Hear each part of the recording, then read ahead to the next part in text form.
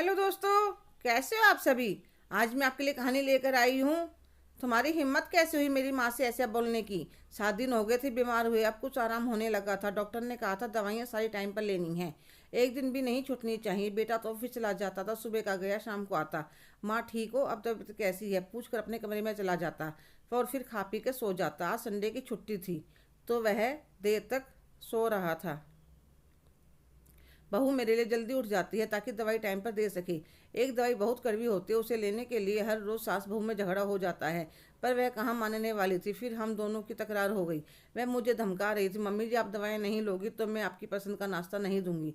इतनी देर में मेरा बेटा उठ कर आता है और वह बहू की बात सुन लेता है। संध्या, यह तुम मेरी माँ से कैसे बात कर रही हो, वह पहले ही बीमार है। अगर तुमसे नहीं होता तो मैं कल से एक मेड लगवा दूंगा और आज खुद कर लूंगा। तो संध्या का मुंह फीका सा हो जाता है। तो सासू माँ कहती है, संध्या मेरा बेटा ठीक कह रहा है और आज पूरा दिन वह मेरा ध्यान रखेगा, और इशारा करके बहू को कमरे के बाहर भेज देती है। तो बेटा कहता है, माँ दवाई ले लो और बताओ आपको क्या खाना है, मैं बना लाता हूँ। ठीक है बेटा, थोड़े पोहे और चाय ले आ। वह बनाकर ले आता है और मेरे सामने रख देता है। मैं एक चम्मच खाते ही बोली, अरे बेटा यह तो बिल्कुल फीका है। ठीक है माँ, जाकर नमक ले आता है। तो मैं फिर बोली, तुमने नींबू नहीं डाला। नहीं माँ भूल गया, वह नींबू काट कर ले आता है। फिर मैं मुश्किल से 2 चम्मच खाकर बर्तन उसे पकड़ा देती हूँ।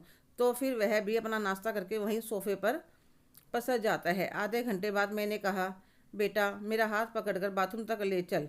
वह ले जाता है। कुछ देर बाद मैंने कहा, बेटा मेरे जूस का टाइम हो गया है, बहू मेरे लिए एक हेल्दी जूस निकालती है। तो वह कहता है, ठीक है माँ। वह संध्या से पूछ कर जूस बना तो लाता है, पर पता नहीं क्यों उसका स्वाद एकदम बेकार होता है। मैं एक घूंट भरकर छोड़ देती हूँ। पता नहीं बेटा, हर रोज़ तो बहुत ही स्वाद होता है, लगता है तुमने बीज साथ में पीस दिए। दोपहर होने तक बेटा निढाल होकर सोफे पर गिरकर सो जाता है। जब उसकी आँख खुलती है तो वह देखता है संध्या माँ को सूप पिला रही होती है। उसको उठा देखकर संध्या जाने लगती है। तो मैं उसे रोक कर अपने बेटे की तरफ देख कर बोली, क्या हुआ बेटा, 2 घंटे में ही थक गया।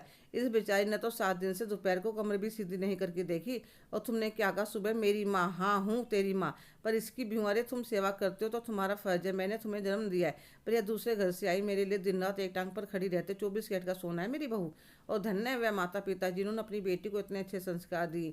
अगर सबको इतने अच्छे संस्कार मिल जाएं तो वृद्ध आश्रम जैसी चीज़ का नाम नहीं रहेगा दुनिया में। संध्या बहू भागकर गले लगकर कहती है, आप मेरी भी माँ हो, इसलिए आपकी सेवा मेरा फर्ज है और कोई एहसान नहीं। तो मेरा बेटा भी दोनों कान पकड़कर हम दोनों की तरफ देखकर उठक बैठक करने लगता है। तो हम दोनों सास बहू हंसने लगती हैं।